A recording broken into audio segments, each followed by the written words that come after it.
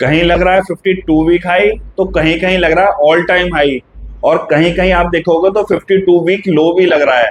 आज की वीडियो में हम बात करेंगे बेसिकली तीन चीजों के ऊपर। पहला बात करेंगे हम जेंसॉल इंजीनियरिंग के ऊपर, जो नया 52 वीक लो लगा रहा है डेली।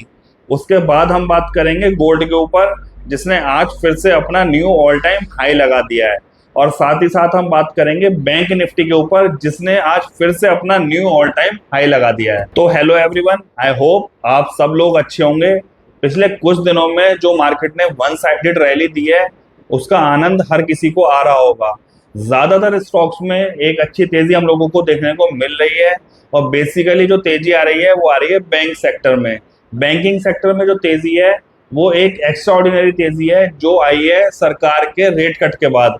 जो आरबीआई ने कुछ दिन पहले रेट कट किया था, उसके बाद बैंकिंग सेक्टर वन साइडेड भागा है। अगर आप बेसिकली प्राइवेट सेक्टर बैंक्स को देखोगे तो उसके स्टॉक्स अच्छे खासे दौड़ ही नहीं रहे हैं, अपना 52 वीक हाई भी लगा रहे हैं। जहां निफ्टी अभी भी अपने ऑल टाइम हाई से काफी नीचे ट्रेड कर रहा है, वहीं आप लोग देखोगे तो बैंक निफ्टी ने एक न्यू 52 वीक हाई लगा दिया है, और इसको हम न्यू ऑल टाइम हाई भी बोल सकते हैं, जो कि अपने प्रीवियस हाई से काफी ज्यादा ऊपर जा चुका है। पिछले कुछ दिनों से आप लोग देखोगे तो पूरे मार्केट में तेजी है, और ऐसा नहीं है कि एक दिन तेजी है फिर एक दिन गिरावट है, लगातार तेजी बनी हुई है। लेकिन बैंकिंग सेक्टर में जो तेजी आई है, ये बहुत ज्यादा एक्स्ट्राऑर्डिनरी तेजी आई है। किसी को उम्मीद नहीं थी कि बैंकिंग सेक्टर एकदम से इतना तेज भाग जाएगा, और आप देखोगे तो स्टॉक्स बहुत ज्यादा हायर लेवल्स पर ट्रेड कर रहे हैं। तो ऐसे में न्यू एंट्री लेना थोड़ा सा रिस्की भी हो सकता है। वहीं दूसरी तरफ हम लोग बात कर लेते हैं गोल्ड और सिल्वर की। गोल्ड को आप लोग देखोगे तो एमसीएक्स पे आज ऑलमोस्ट 97,000 के लेवल ब्रेक कर दिए हैं, और वहीं आप लोग दिल्ली एनसीआर के आसपास के रेट्स चेक करोगे तो गोल्ड लगभग 1 लाख रुपए के आसपास की रेंज में ट्रेड कर रहा है। जैसा कि मैंने आपको लगभग 15 दिन पहले ये बात बता दी थी कि गोल्ड आप लोगों को बहुत जल्दी 1 लाख रुपए के लेवल्स दिखा सकता है, और मैं गोल्ड और सिल्वर में अगले 2 से 3 साल के लिए बुलिश हूँ।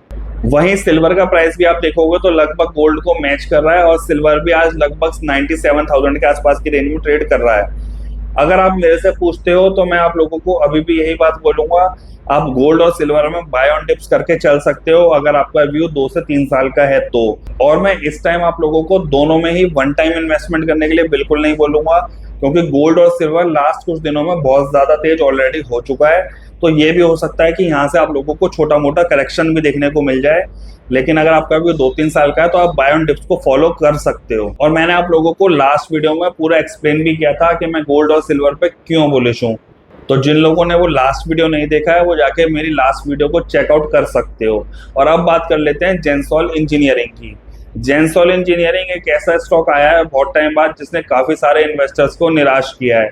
कंपनी के प्रमोटर्स ने जो पब्लिक का पैसा है उसको अपने पर्सनल यूज में, अपनी लग्जरीज में यूज करा है, जिसकी वजह से सेबी ने कंपनी पे एक्शन भी लिया है, और जिसकी वजह से इन्वेस्टर्स को अपना लॉस झेलना पड़ रहा है। जेंसॉल इंजीनियरिंग एक ऐसा स्टॉक है, अगर आप लोग इसके फंडामेंटल्स चेक करोगे, इसका रेवेन्यू देखोगे लगातार इंक्रीज कर रहा था, इसका प्रॉफिट लगातार इंक्रीज कर रहा था, लेकिन कंपनी में बीच में जो झोल हो रहा था उसके बारे में किसी को भी पता नहीं था। जेंसॉल इंजीनियरिंग एक ऐसा स्टॉक है जो बहुत सारे रिटेल इन्वेस्टर्स के पास था। इवन हमारे ग्रुप में भी लगभग सब लोगों के पास ये स्टॉक 800 से 900 के लेवल पे था, और आज मैं इस स्टॉक को देखता हूँ तो स्टॉक 112 रुपए के लोअर लेवल पे ट्रेड कर रहा है, और मैं अपना पर्सनली बताऊं तो स्टॉक करीब 84% डाउन ट्रेड कर रहा है। अगर आप इसके फंडामेंटल्स या कुछ भी चेक करते तो आपको इसमें कोई भी कमी देखने को नहीं मिलती सिवाय डेप्ट के, और डेप्ट देखा जाए तो ज्यादातर कंपनीज पे होता है। लेकिन जिस तरह से कंपनी की सेल्स और प्रॉफिट ग्रो कर रहा था, मैं हूं या कोई भी हो तो इस कंपनी पे पैसा लगा देता ये सब चीजें देखकर।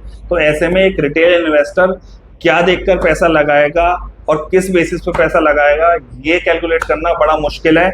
इसीलिए कहता हूं कि पोर्टफोलियो में हमेशा डाइवर्सिफिकेशन होना बहुत जरूरी है, क्योंकि ऐसा अक्सर हो जाता है, कोई 1-2 स्टॉक ऐसे जरूर आ जाते हैं पोर्टफोलियो में जो हम लोगों को इन फ्यूचर परेशान कर सकते हैं। स्टॉक मार्केट में ये एक बहुत कॉमन सी चीज है, काफी सारी कंपनीज में ऐसा पहले भी हो चुका है, और ये जेंसॉल एक नया केस है। तो हम लोगों को इतना समझना चाहिए कि हम जो भी पोर्टफोलियो बना रहे हैं वो हमको डाइवर्सिफाई रखना चाहिए, कभी भी किसी एक स्टॉक पे अपना सारा पैसा नहीं लगाना चाहिए।